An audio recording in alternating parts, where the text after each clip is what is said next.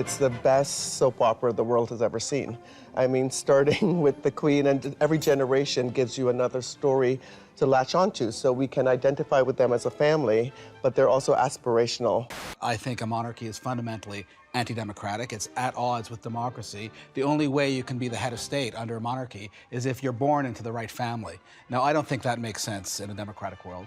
Our entire legal system is based on there being a crown. Our entire relationship with the Aboriginal people is based on there being a treaty relationship, the notion of honor of the crown. All the kids were in our wheelchairs. The Queen is going by doing the review, and there's one kid wearing a wool blazer, me. From the Zoomerplex in historic Liberty Village, the Zoomer with Marissa Lennox. Welcome to the Zoomer.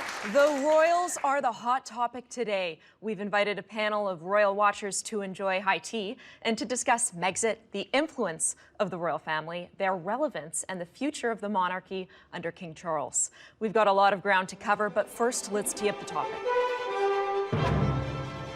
Only 15% of the current Canadian population was alive at the time of the Queen's coronation in 1952.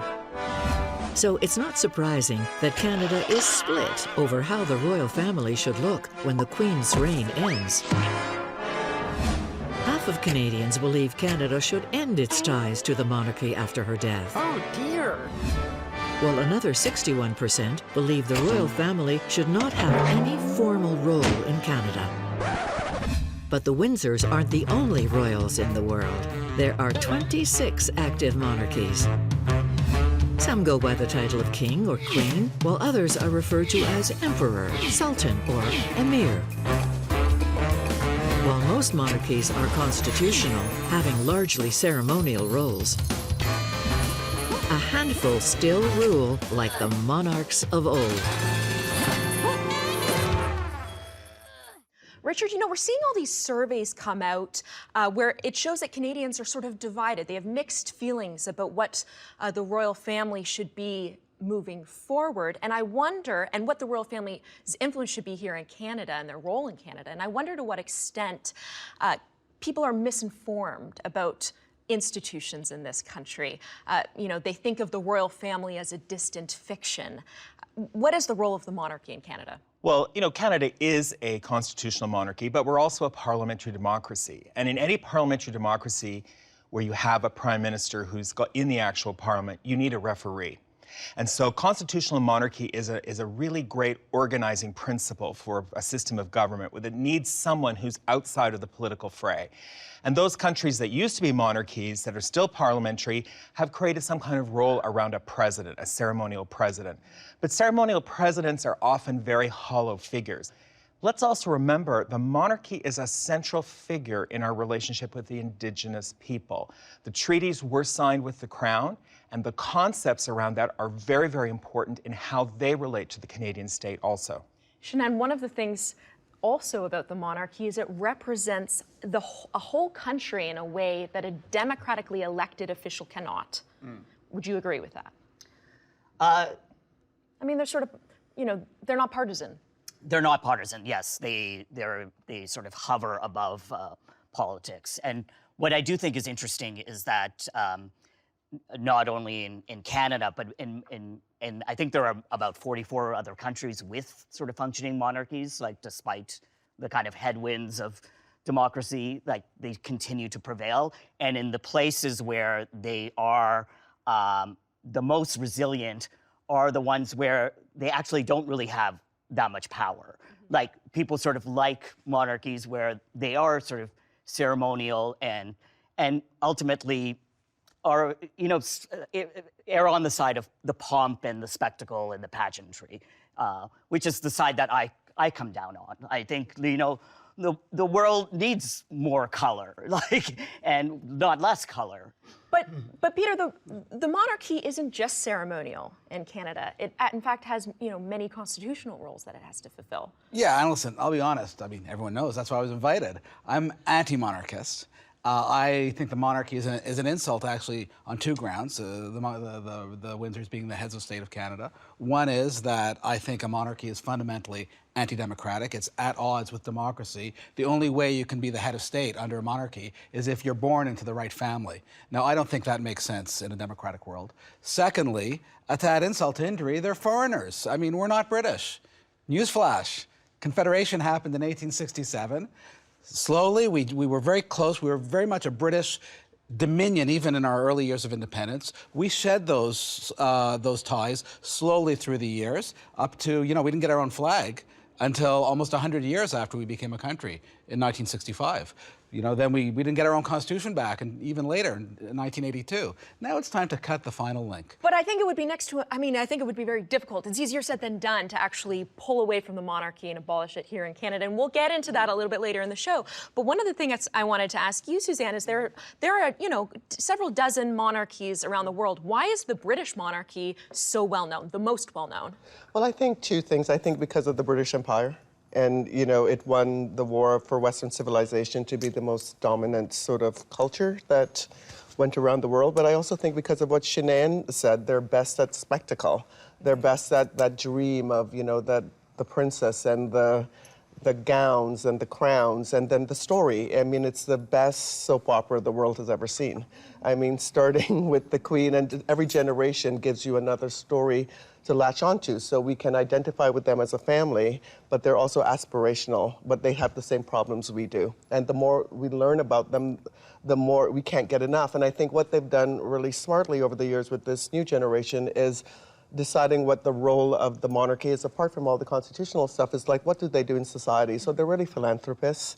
They do good, they do causes. So it's more that they're working people who have a role and that we can look up to, but they can also help and we can identify with. So it's just the scale of the British monarchy, and they're so good at weddings, and they're so good at babies, and we just can't get enough. But there's something intrinsically Canadian about having a head of state that is not just narrowly nationalistic, but also has to share her identity with other countries. And the Queen and her family have been actually over about 300 years since our first royal tour in 1780, have actually been really, really effective at throwing themselves into things that are Canadian. All right, when we come back, Harry and Meghan's clean break from the royal family, and later we'll be serving high tea. And also, we have an exclusive interview with former Lieutenant Governor of Ontario, David Onley. Stay tuned.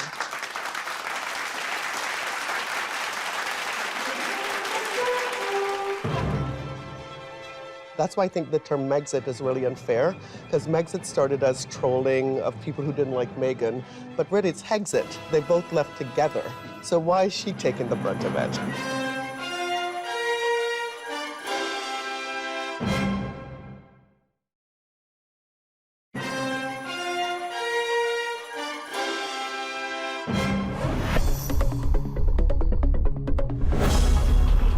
I'm about to take the 7 a.m. ferry out to North Saanich, British Columbia, and it's the picturesque location where the Duke and Duchess of Sussex are setting up camp until they can figure out where they'll be living in Canada.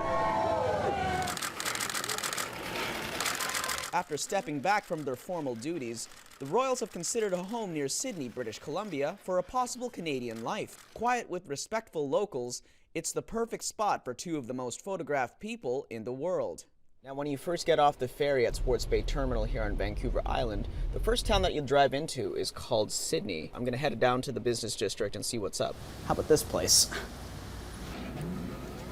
Well, this is the playground of Victoria. This is where everybody comes to play. So you have lots and lots of hiking trails. You have all the boating and the marine activities that are up this way. Have you seen a change in business ever since the royals have moved in as of late? There's a little more buzz, and some of the places where they've been spotted, there's a few more people kind of checking out just to see if maybe they'll catch a glimpse too. I think it says a lot about the area that they chose to come here, and I think it's a nice fit for them, actually. Well, I can't go much further than this. This is Towner Park Road, which leads up to Millefleur Villa, the $18.3 million mansion that the royal couple stayed during their holidays. Some of the international press is hounding them, but I think for the most part the locals aren't. Nobody's like going out of their way to intrude on them. Head north on 3rd Street towards Sydney Avenue. Just turning into Horth Hill Regional Park right now. That's where Meghan Markle was seen walking her dogs and her young son. It's not known where exactly the British royals will be making their Canadian homestead, but what's for certain is that North Saanich will be seeing a lot more visitors. Kier Junos, Zoomer News. Welcome back. Earlier this year, it was announced that Prince Harry and his wife Meghan would make a clean break from the royal family. The news came as such a surprise, the media likened it to Brexit, calling it Megxit. Harry and Meghan lost most of their privileges and perks of royalty and also gave up their full-time status in Britain for a future in Canada. Now, Suzanne, even before this story broke, Meghan really was the target of British tabloids. It was routinely pointed out that she had had a divorce. Many questioned her motives for marrying the prince. And it's generally accepted that that had a major influence on their decision to move to Canada. What do you think about that? Well, I think two things about it. First of all, I think, you know, a lot of the royal wives are targeted. I mean, they've all gone through that trial by British tabloid fire.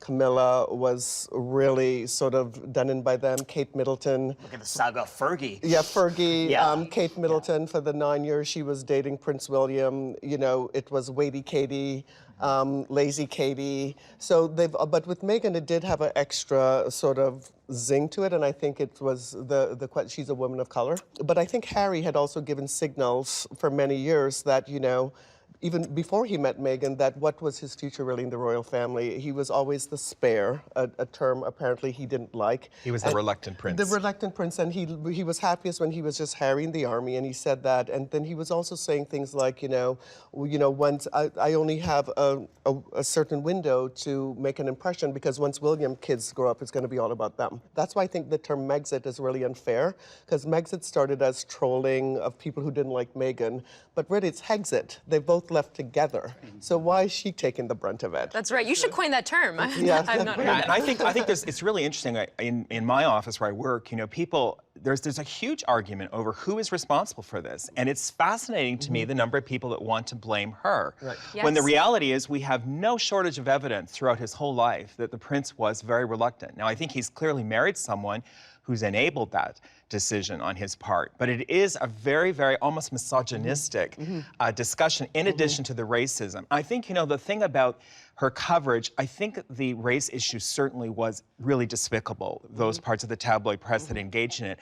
But I do think one of the big issues here is the fact that she brings an American sensibility to the institution, and that has really grated with a lot of people. Now that I think I think she's been the fact that she was targeted and genuinely there were, you know, elements of racism doesn't mean that also, from my perspective, that racism was not also used as a shield in terms of provocations from their parts. Like, you know, I think there was tension on both ends. I don't think it's like one single narrative. Yeah, and I do feel there was a huge outpouring of support for her, and even the wedding had lots of African American traditions, and people really love to see that. The vignette of Charles walking down with his mother at St. George Chapel is an incredible vignette, like one of the most incredible photos you can have of the last 100 years. But it really did signal change and a new sense of the monarchy, a true representation of the Commonwealth, even though she's American. but I think a lot of things that happened after the fact took that beauty of that moment away. now that the dust has settled, they've moved to Canada. But the big topic now is who will pay for their security costs. It seems like, generally speaking, Canadians aren't really up for covering that cost because it can be a very big bill. What's your take on that? Yeah, my sense is you're either in or you're out, and if they're not here doing royal duties per se, I don't think there's any like specific reason that we should be funding them. You know, I think if they've put themselves on the open market of celebrity, then they should behave like the celebrities that they want to be. Yeah, they're trademarking a bunch of Sussex stuff. They're commoditizing or commercializing their relationship with the crown. They're turning this into a business. Great for them if that's what the royal family Prince wants. Charles has had Duchy of Cornwall for 40 years. Prince He's Charles been isn't moving commoditizing here it full time. Yeah. And listen, I think that all the talk so far in this segment has been about their celebrity, which is great. But let them be celebrities. All the power to them. This is a very privileged family that has all the dysfunction that a lot of privileged families have. But that doesn't mean we need to pay for them. And you know, if Kim Kardashian wanted to move up here, great. I'm not going to pay for her security. And I think it should be the same with these guys. They're not. First of all, they're not even here on an official function. Secondly, there's not the precedent of having royals living in Canada. Thank goodness. Well, there is a lot of precedent. We've had There royals. was a Governor General. No, we've had royals here going to school. We had Randy Andy at boarding school. Yeah. But we've had other royals from other royal families also here. That's at right. school. Wasn't a son-in-law Governor General? And a Queen Japanese Victoria? prince and a Yes. Spanish prince. Yeah, fine. I think the security issue has been really overblown in this country. There's wild figures that have been thrown around, and I think there's no evidence that there's massive security around them. There's also a principle, though, Richard. Yeah, well, there is a principle, and that is that they're on our territory, and we don't want foreign police agents running around with guns on our territory. So that's part of our sovereignty. So the RCMP will take their responsibilities very seriously. But there's also celebrities who come here. I mentioned Kim Kardashian. There's others who come here, and they come here with security. During TIFF, there's a lot of people here with security. It's private security, adequately does a job. You and I and the people in the audience watching don't have to pay for it. Right. And I think over surely time, Harry has more than enough money to fund his own private well, security. you know, I don't think they have that much money, to be honest. Let's raise a little charity. But for I think over time, as their role emerges, whether they choose to engage with Canadians in a charitable way, in a nonprofit way, or whether they're simply living here for a short period of time, I think that's really going to make the determination. I think there's a lot of people looking at the issue right now. It is setting some major precedents, and they'll have to determine whether or not there is a risk to themselves or other people. I can tell you people who live in that neighborhood in Saanich, British Columbia, you know, they're not too keen on this kind of thing happening in their neighborhood also. This is like all the foreign money that comes to Canada, the global wealthy, the global uber rich, who come to this country to use us basically as a handy pied-à-terre, a mailing address, buy these McMansions, and all they do is drive up the property prices, property values in our chicest neighborhoods in our largest cities. That's what this is. All these people, whether they're Russian oligarchs or Chinese coming, mega wealthy coming here, they pay for their own security. Let these folks do the same. All right, I got to wrap you there. There's more after the break. Stay tuned.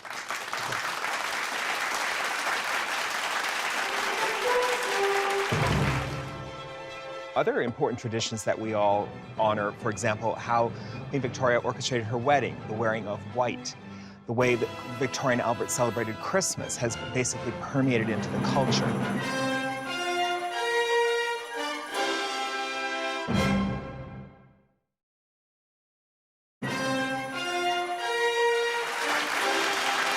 Welcome back. Did you know that the tradition of afternoon tea originated in the Victorian era, when young Queen Victoria reigned in the UK?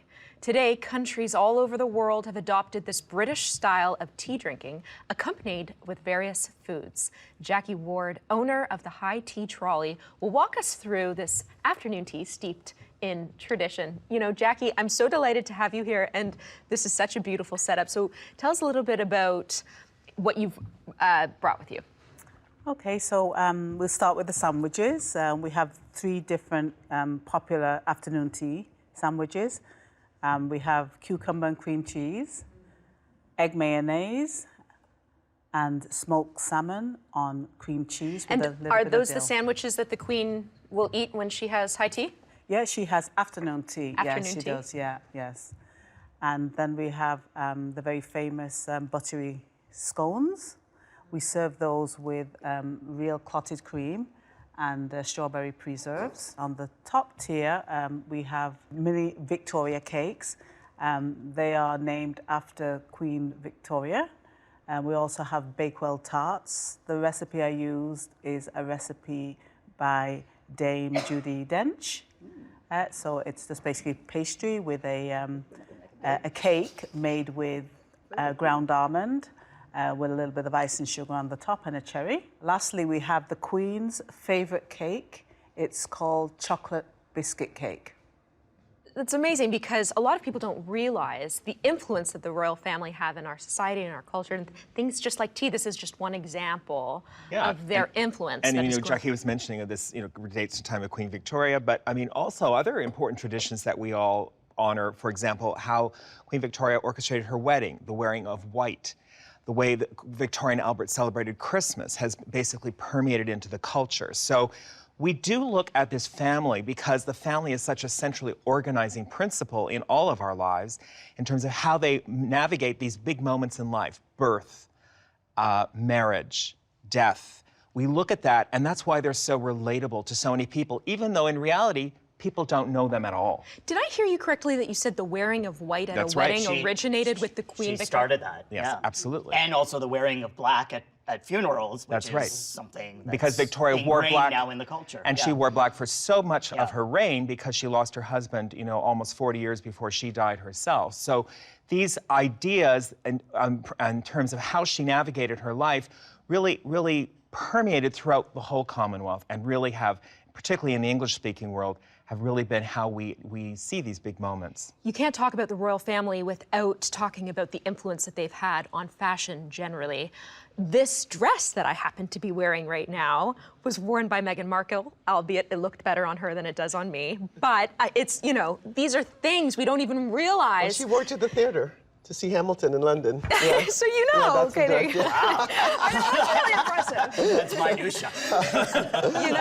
So, I mean, how significant is their influence, particularly in fashion, Suzanne? Oh, it's so influential. I mean, it's Princess Diana. She was the first big royal fashion star after the Queen and Princess Margaret herself. When they were young beauties, anyone who we haven't forgotten, but arguably Princess Margaret too. Princess Margaret, she wore Christian Dior, the cinch waist. Speaking of which, cheers. Yeah. Cheers. Cheers. But even and the Queen and moving up to this, Princess Diana set trends, and Kate Middleton has been very smart about using fashion diplomacy, wearing British designers, and it's a whole. And Meghan Markle has been very smart, and she's been, as Shanann said earlier, promoted Canadian fashion designers because she, as we know, she lived here for 7 years, and so they use fashion as a tool. They use fashion to show messages, but they've also been just great for the fashion industry. And actually, for the first time ever last year, the Queen attended a fashion show and sat front row with Anna Wintour, the Queen of Fashion, and that was just an epic moment in terms of, because the Queen, her personal style now has come full circle, and at 93, she's an influencer with all the florals, the primary colors, and she dresses, she always says, I have to be seen to be believed. So that's why she wears the bright colors in one tone. So if she's in a crowd, people very far away can see her. We have a lot of Canadians who feel disconnected from the British royal family. I think, there's a lot of celebrity fodder. I know that it sells tons of magazines and newspapers. Your show's going to have a lot of viewers, I hope. And I think it's great, but I think that's a separate issue from the kind of country we have. I actually sit here, I agree with you, and I agree with you. You're an agreeable guy. No, ultimately, I do think it's a question of mind versus heart. Like, I'm a person of color, and I understand some of the toxicity of, imperialism. I understand colonialism. I understand it's make-believe, but I also believe that, human societies are made of shared stories, and that's what is still appealing to me, the illogical side of it. No, I understand that. Listen, national myths are often illogical, right? Yeah. They're often wrong, too. Sure. But they're often illogical. And there's got to be a little mystique, a little mystery to things. Yes. And I'll buy that. I just think this isn't my bag. This isn't Canada. Yeah. All right, well. But when Kate wore the maple leaf fascinator, weren't you at least touched on Canada Day? In fact, Suzanne, how hard is that heart of that's yours? the kind of thing that really annoys me, because what happens is it's a form of colonialism. They're saying, because we're going to this token recognition of your country, aren't we wonderful? Like, we should be a bunch of colonial throwbacks in the outpost who happily clap our hands and thank them for being noticed. I hate that. I hate it when we show it to the British. I hate it when we show it to the Americans, when we go all gaga because some American president mentions us in a speech. Forget it. We're an independent country. We've got a lot to be proud of ourselves. We don't need a British royal or an American American celebrity tagging us. Okay, we what got would Instagram do without them? I mean, just no. I see. You know, I'm team both. I'm like Shanann. You know, I see all the points, but there's just something about it. I'm just can't quit it just yet. All right, we got to end it there. When we come back, the endless debate between monarchists and Republicans in Canada. That's next.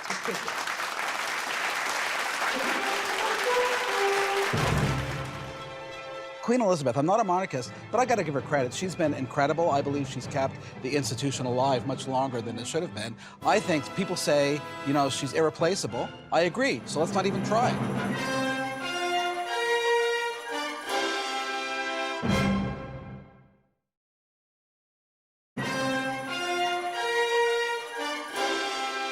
I have a lot of respect for them. I think that they're also changing with the times. They're moving on to the new century, as we all are. No, I don't think they should be head of state, but I think we should welcome them and invite them to live here as long as we don't have to provide security.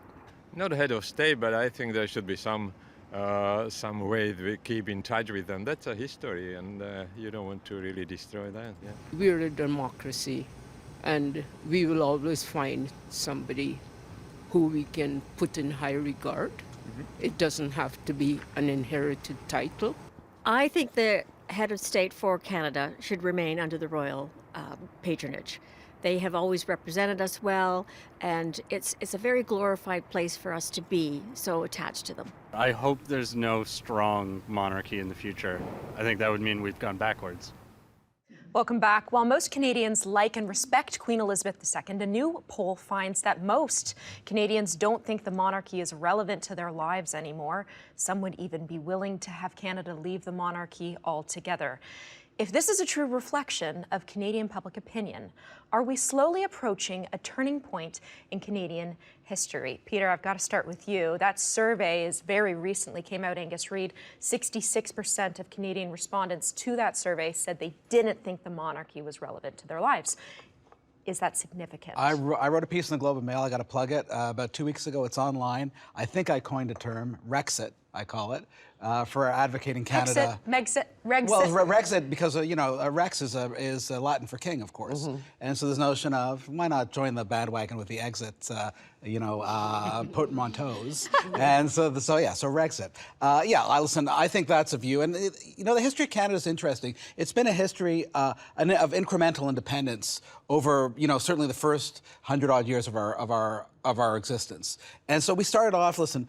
So many institutions, not the least of which is this great high tea, we owe to our British traditions. I wouldn't trade our parliamentary democracy for anything. I wouldn't trade our system of laws for anything. But a great basis. But through the years, through the decades, we've become more and more independent. We used to have a British Governor General. Since 1952, we've had a Canadian Governor General. Court cases used to have to go their final appeal to Britain until 1949, when it was the Supreme Court that was the final court of appeal. These institutions changed through the years. They become more Canadian. And, the last one was a patriation of our Constitution in the 80s. For more than 100 years, it sat in the UK, in British Parliament. We brought it home. Gave it a Charter of Rights, made it Canadian.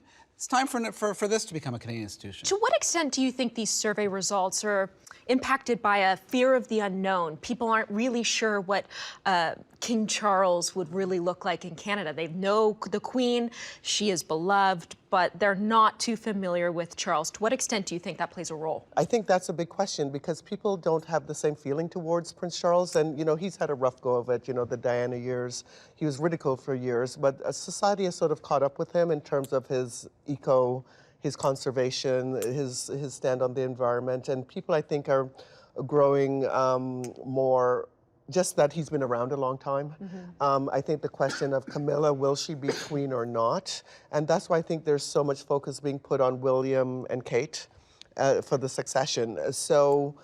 But I think it's a wide open question. When the Queen dies, how will people actually feel? Yeah, and I think one of the key things is going to be how Prince Charles, as he is now, how he conducts himself in the days immediately following. He is going to have a very short reign by any measure.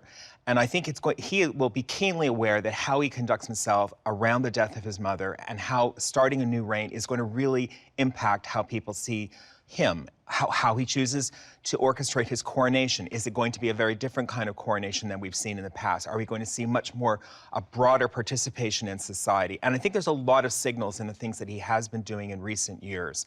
But there's no doubt those issues are all going to come to fore when the Queen does pass. But could you envision any other scenario other than Prince Charles becoming king? Prince Charles will be king. That it is the law of our country. It is the law of the United Kingdom. I don't think Prince William has any interest whatsoever in displacing his father and becoming king earlier. There's no doubt about that. The issue is actually some other constitutional experts have said all you need actually is for Parliament not to proclaim the head of state because Parliament needs to proclaim the monarch. But I want to just put that aside for a second. And I want to say, Queen Elizabeth, I'm not a monarchist, but I got to give her credit. She's been incredible. I believe she's kept the institution alive much longer than it should have been. I think people say, you know, she's irreplaceable. I agree. So let's not even try. We should take a page out of the NHL, and when she goes, we should retire her jersey. And honestly, and I'll tell you, that's what you do for the greats. That's what they do for the all-time greats, and she's one of the all-time greats, longest-serving British monarch. I just want to also say, it's not just a matter of the 11 parliaments legislating this. Our entire legal system is based on there being a crown. Our entire relationship with the Aboriginal people is based on there being a treaty relationship, the notion of honor of the crown. There has to be a lot of questions asked, and this is one of the difficulties with this question, is what exactly do you replace it with, and what amount of work is it going to take? We can't even agree right now on a Senate, how a Senate might be changed. There's lots of things in our Constitution right now that are there that we wouldn't maybe put there Americans today. always throw up the smoke screen. That's what they did in Australia. They had a referendum on it about 25 years ago. And the people rejected a change. Threw up smoke screens, and we have to have an elected president. BS, we don't need an elected president. We've got a governor general who could perform the role of head of state perfectly. All right, when we come back, I sit down with former Lieutenant Governor of Ontario, David Onley. Stay tuned for that interview.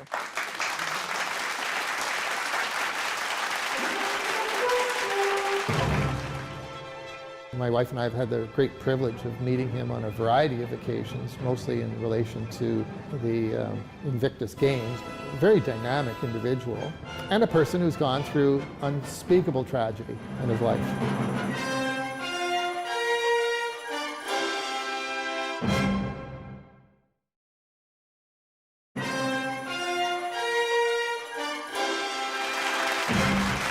Welcome back. He has a long history with the royal family, having met the Queen as a child and then serving as her representative in Ontario. Here is former Lieutenant Governor David Onley sharing his experience with the royals. David Onley, thank you for taking the time. Now, you served as Ontario's Lieutenant Governor from 2007 until 2014. Yes. And in that time, you had many interactions with the Queen and with the royal family, but that wasn't the first time that you met her. In fact, you met her as a young boy. Tell us about that. I was 9 years of age. The Queen was visiting Canada and was being shown around the Toronto waterfront, specifically near the area where the Donald Somerville Pool is now. It was a major, major event, as the whole group of disabled kids, including myself, or as the sign said, the crippled children of Ontario welcome our Queen. That's what the sign said, but back in the day, that was an acceptable term. All of the kids were in our wheelchairs. The Queen is going by doing the review, and there's one kid wearing a wool blazer, me. All the rest were in sensibly cool white shirts. My grandfather, who was British, insisted that if I was to be reviewed by the Queen, I was to be properly attired. And what I didn't realize as I was sweltering away was that all of the newspapers of the day in Toronto, the Globe and Mail, the Toronto Telegram, and the Star, were all there taking pictures, and I ended up being on the front page of each of the three newspapers that day. And that was my first encounter with Her Majesty the Queen. You've also met Prince Charles, yes, Camilla, Princess Anne. Yes. Any memorable moments, perhaps regrettable moments that you'd like to share? Prince Philip has an absolutely wicked sense of humor and delights in not just saying it to me, as he did on a couple of occasions, but as I followed him around through the suite, he just had something to say to just about everybody, just amazingly sharp. Prince Charles has inherited that gift. And he, too, is equally funny. One of the great pictures I have as a memory is him getting off the plane, and I was the official representative, greeting him, and we're both laughing away. He just has a repertoire. Princess Anne is a tremendous conversationalist. Her knowledge of what is going on in Canada and in Ontario was just profound. I was really tremendously impressed. Edward and Sophie are an amazing couple. They visit Toronto and Ontario more often than people realize and are involved in multiple charities. An amazing group of people. I just feel very fortunate to have met them all. Now, much has been written and said in the media about the decline of the monarchy. Yep. Megxit Yes. being no exception. What do you make of that evolving situation? I think to a certain extent it was inevitable. I say that with no negative nor positive opinion towards Harry and Meghan. My wife and I have had the great privilege of meeting him on a variety of occasions, mostly in relation to the Invictus Games. A very dynamic individual, and a person who's gone through unspeakable tragedy in his life. In no set of circumstances could you imagine actually ascending to the throne. He just looked at what the situation was, said, "This is the woman I love." I'm sure that if he had the opportunity to anticipate what has happened since then in terms of reaction, they might have handled it differently. Do you see it impacting the relevance of the monarchy at all? No, I don't. I think that William and Kate, and of course William is the logical successor after his father, they bring to the scenario a very traditional interpretation of the monarchy and of the royal family. And I think the transition, quite frankly, will be quite seamless. People tend to forget that when Queen Victoria died, people were completely uncertain about Edward taking over because he had been Prince of Wales for so long, and now he's finally king. But within a matter of a year or two, he became phenomenally popular and was beloved by his people. I think Charles will be a great king, I really do. A recent Ipsos Reid poll said that 53% of Canadians would like to see the monarchy dismantled after the Queen dies. What do you think will happen? It will not be dismantled for a very straightforward reason, and that is to change the structure would require unanimous consent of the federal parliament and the provinces. So constitutionally, it's almost impossible to change. Having said that, I think what is really needed is a greater degree of education about the superiority of the parliamentary structure that we have, the Westminster system. Now, lastly, I understand you've had some health challenges. Yes, I did. How are you doing? Doing well, thank you very much. I was starting to fall on a fairly regular basis, and my voice was getting weak, and lethargy and yawning, and I had chalked it all up to post-polio fatigue, which has been a reality in my life, but it was just happening so quickly. So I went into hospital to get the MRI at Sunnybrook on November 3rd and came out of the machine, and they said, we've got all the pictures we need. Now you need to get to emergency immediately. And they had detected an orange-sized tumor on my right frontal lobe. And all of the symptoms I had been experiencing had nothing to do with post-polio. They were all because of this, what turned out to be, thankfully, a benign tumor. And so the next morning, I went in and they took it out. And I've been in a recovery mode since, which is just over 3 months now, probably another 3 months, but I'm back teaching as of today. Well, congratulations on being well and being able to work again. How was your first class back? It went very well. I was very pleased. David Onley's memoir will be released later this year with more royal scoop. Now, when we come back, final thoughts from our panelists. That's next.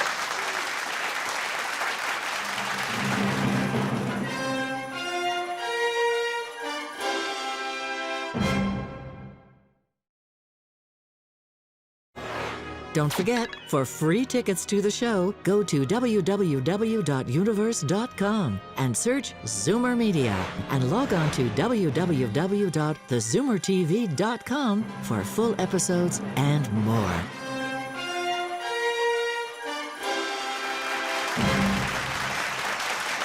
Welcome back to the Zoomer. It's time for final thoughts, starting to my left. Shanann. I mean, I guess I would say, what is the monarchy except for a story that needs to be told over and over again, and that has its, plot twists and cliffhangers, and even with the challenges that might be facing the monarchy right now, I think if you look at it from a broader perspective, the monarchy has been through way more challenges and has remained. And I think that's very interesting, just looking at it through the long horizon of history. Peter. Listen, let me just, to use a popular term, it's not about them, it's about us, okay? And they've got their problems, God bless them, I'm sure they're very nice people, but let them stay in Britain and let's have a Canadian government. But I gotta say that Jackie, this chocolate cake, this is the Queen's favorite cake. It is, yeah, chocolate biscuit cake, yeah. It's almost enough to make a monarchist out of it. He's gonna make it on Dominion Day. Jackie. Yeah, so my final thoughts are, I think Canada should remain with the monarchy. It's our history, it's our tradition, it's our foundation, and I think we should stay with the monarchy. It is an institution that's been part of our history. It's part of our constitutional architecture. It would take an enormous change to modify that in Canada. Canadians have sometimes a bit of a reluctant relationship with the monarchy. In reality, we're really more of a crowned republic. And while people can't grow up to be king or queen, they can grow up to be governor general or lieutenant governor. And a lot of the people that have come to us through those offices have been really important people in Canadian history and Canadian public life. And it's really the glow of the crown behind them, on them, that gives them kind of a bit of cachet in some of our society and brings them to our attention. I think it's a really important part of our system of government and our way of life, and I see it continuing for the foreseeable future. Suzanne. Well, I want to see what Princess Charlotte's going to wear growing up, so I think that's the other side of it. It's fun, it's a bright spot in our lives. We published a story about 10 years ago, The Secrets of Royal Longevity, and it's still one of our highest scoring stories on our website for 10 years. People are fascinated by how the Queen does it every time she rides a horse at age 92. Both legs over, not side saddle. People are just fascinated by this character, and each generation has brought its own flavor to the table of royalty, and it's a job, and I think they do it really well, and I'm just staying tuned for the next episode. All right, well, thank you to my panelists for being here, for the audience in studio and at home. That's all the time we have. We'll see you soon. For now, it's time to zoom out.